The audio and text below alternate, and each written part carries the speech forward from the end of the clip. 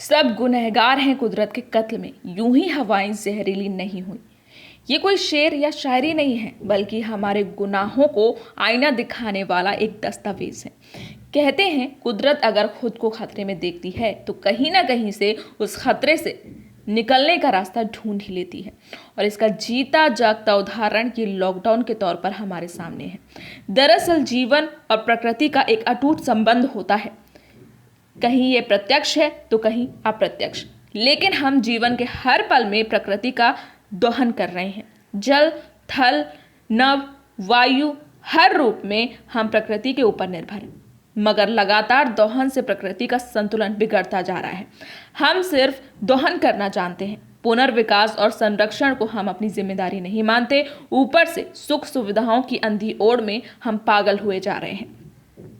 आज को पूर्ण सुख में बनाए जाने में लगे हम कल के परिणाम की नहीं सोचते हुए आज उस मुहाने पर आ खड़े हैं जहां से दूर दूर तक सिर्फ विनाश, विनाश और विनाश ही दिखाई देता है।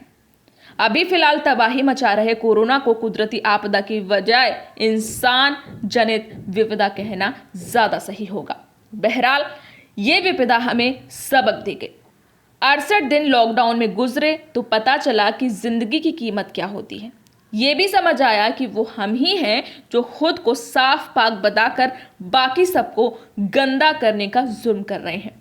68 दिन का कोरोना उपवास खत्म हुआ, अब फिर वही हाल और हालात बन रहे हैं। फिर वही धूल, धुआं, गंदगी और जहर फैलना तय है। कुदरत ने तो इन दिनों में दिखा दिया कि हम इंसानों के बिना भी वो बहुत खुश हैं। यकीन ना आए तो ये तस्वीरों वाले सबूत देखिए जो हम आपको आईना दिखाने के लिए दिखा रहे हैं। सबसे पहले बात करेंगे धौलाधार की। दुनिया का सबसे जवान पर्वत अपनी जख्म भर रहा है और हवा के साथ ये संदेश सबसे पहले जालंधर से आई। पहले लॉकडाउन के हफ्ते भर बाद एक सुबह जब लोग घरों की छतों पर आए तो नजरों के सामने हिमाचल की धौलाधार पर्वत श्रृंखला की चोटियां नजर आ रही थी। बुजुर्ग कहते हैं कि इंदिरा गांधी के जमाने में कभी ऐसा देखा था। अब लॉकडाउन में पहाड़ फिर नजर आए हैं। कोरोना के कारण ही सही, हमारे बच्चों ने पहली बार कुछ ऐसा देखा तो सही। Mount Everest. सीता माता के धरती से प्रकट होने की भूमि सीतामढ़ी ने लॉकडाउन में माउंट एवरेस्ट की चोटी के दर्शन तक करा दिए। यहाँ से एवरेस्ट की चोटी 210 किलोमीटर दूर है। लॉकडाउन में यहाँ की आबोहवा ऐसी सुधरी कि हिमालय पर्वतमाला के पहले का नूनथड़ पहाड़ और पीछे पीछे बर्फ से ढकी एवरेस्ट की चोटियां साफ दिखने लगी। खुश होकर यहाँ के लोग बताते हैं कि बीते 40 साल में ऐसा साफ आसमान पहली बार देखा है। गंगा यमुना की दोआब की जमीन के लिए मशहूर सहारनपुर में 40% प्रदूषण कम हो गया है। ऐसे में मैदान और पहाड़ के बीच बसे सहारनपुर से 200 किलोमीटर दूर गंगोत्री, यमुनोत्री और त्रिशूल रेंज की हिमालयन चोटियां साफ दिखाई देने लगी। दूर तक नीला आसमान और बर्फीली चोटियां नजर आने लगी। इनकम टैक्स अफसर दुष्यंत कुमार सिंह ने उसकी तस्वीरें सोशल मीडिया पर डाली तो लोग चौंक गए। बड़े बूढ़े ने याद किया कि करीब 50 साल बाद ऐसा नज़ारा देखने को मिला। लॉकडाउन में गंगा का वो अनोखा रूप देखने को मिला जिसके लिए कई सरकारें करोड़ों का बजट बनाकर मिशन चलाने की कस्में खाती रही हैं।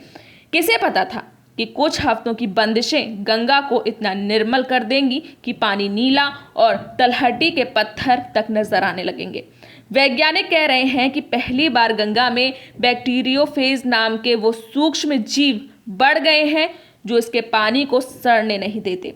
ये अच्छे संकेत हैं, बशर्ते हम अपनी करतूतों से बाज आ जाएं और गंगा को सचमुच माँ जैसा समझें। अप्रैल में कश्मीर में परेशान करने वाले आतंकी हमलों के बीच एक खुशनुमा तस्वीर भी देखने को मिली। ये हिमालय के दिल में बसे उस पीर पंजाल दर्रे की है जो श्रीनगर से अमूमन धुंधली नजर आती थी। फोटोग्राफर की इस तस्वीर में कौमी एकता के रंग भी नजर आए। सबसे नीचे सफेद पवित्र हजरत बल दरगाह, उसके पीछे हरियाला हरि पर्वत और सबसे पीछे श्वेत धवल पीर पंजाल ऐसे फैला नजर आया मानो श्रीनगर शहर इसका तकिया लगाए एक झपकी ले रहा हो। दिल्ली का सियासी नूर तो गजब का है, पर बात अगर हवा पानी की आती है तो एक झटके में सारी चमक हवा हो जाती है। खुद रहने वाले पुरानी बातें याद करके नए जमाने को कोसने लगते हैं। कुछ पुराने इलाकों को छोड़ दें तो पूरा राष्ट्रीय राजधानी क्षेत्र मानो कंक्रीट का तपता जंगल लगता है। हवा का तो रंग ऐसा कि छू ले कि कालिख लग जाए। लेकिन लॉकडाउन में पहाड़ों से आई साफ हवा ने दिल्ली के आसमान से बदरंगी धुंध को जब हटाया तो इंडिया गेट भी मानो मुस्कुराने लगा। क्वींस नेकलेस की शक्ल वाले मरीन ड्राइव इलाके का मतलब है मुंबई के दिल तक जाती सड़क। यहाँ एक तरफ गाड़ियों का रेला चलता है तो साथ साथ अरब सागर बहता है। लॉकडाउन में सब ठहर गया, सारा शोर, सारी तेजी और भागम भाग पर लगाम लगी तो सागर ने खुद टटोला। मटमैलेपन का चोला उतार फेंका, बरसों की जमी काई और गंदगी दूर हुई तो रेत का सुनहरा रूप भी निखर उठा। ताज आगरा की पहचान है तो प्रदूषण और गंदगी इस पर एक बदनाम दाग। लॉकडाउन में जब सब कुछ थमा तो ताज नगरी ने थोड़ी राहत की गहरी सांसें ली। आसमान में धुंध छटी तो जमीन पर यमुना भी थोड़ी मचल कर बहने लगी। इडली डोसे के लिए मशहूर उडुपी में वराही और स्वर्णा नदियों के किनारे भी लॉकडाउन में खिलखिला उठे। 2 महीने तक मछुआरे और मनमौजी लोग नहीं पहुंचे तो इलाके हरियाली भर गई।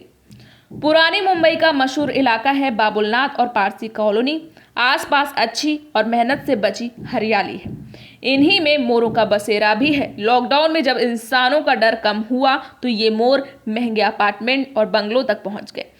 इन खूबसूरत मेहमानों को इंसानों ने तो नहीं बुलाया था, लेकिन कुदरत की तरफ से इशारा जरूर था कि जाओ देखो कि ये इंसान आखिर गायब कहाँ हो गए हैं। बॉलीवुड सितारों और नेताओं ने भी फुर्सत में नाचते मोरों की तस्वीरें अपने सोशल मीडिया अकाउंट पर पोस्ट कर जताया कि उन्हें भी अपने पर्यावरण की बड़ी फिक्र है। अंग्रेजी की डॉल्फिन को हिंदी में सूंस कहते हैं। कम ही लोग जानते हैं कि ये प्यारी सी मछली भारत का राष्ट्रीय जलजीव भी है। अप्रैल के आखिरी हफ्ते में मेरठ की मटमैली गंगा में जब डॉल्फिन गोते लगाती नजर आई तो लोगों ने इसे सौभाग्य कहा। मीठे पानी में मिलने वाली डॉल्फिन कभी गंगा की शान हुआ करती थी, पर गंदगी और कीचड़ ने उसे अंधा बनाकर दुर्लभ बना दिया। लॉकडाउन ने इंसानों को घरों में कैद किया तो जानवर बेखौफ होकर बस्तियां घूमने लगे। ऐसी ही यात्राएं पानी के जीवों ने भी की और उन्हीं में से एक कहानी सुर्खियां बनी। नेपाल की राप्ती नदी में छोड़ा गया एक घड़ियाल लॉकडाउन के 61 दिनों तक 1100 किलोमीटर का सफर तय करके भारत की गंडक, गंगा, फरक्का और हुगली नदी घुमाया। आखिर में जब बंगाल के नदिया इलाके में पकड़ा गया तो पूरी कहानी सामने आई। लॉकडाउन होने के बाद ये साबित हो ही गया कि ये सब इंसान की कारस्तानी की वजह से प्रकृति रुष्ट हो गई है। कलयुग में विनाश होना तय है इस सृष्टि का, लेकिन बहुत कम लोगों को मालूम होगा कि कलयुग का अर्थ ही मशीनों का युग है। इंसान जितनी तरक्की कर रहा है उतना ही विनाश के मुंह में जा रहा है। हमारी न्यूज़ आपको पसंद आई हो तो वीडियो को लाइक करें और हमारे साथ जुड़े रहने के लिए चैनल को सब्सक्राइब कर बेल आइकन को ज़रूर दबाएं, जिससे हमारी सारी अपडेट्स आपको मिलती रहें।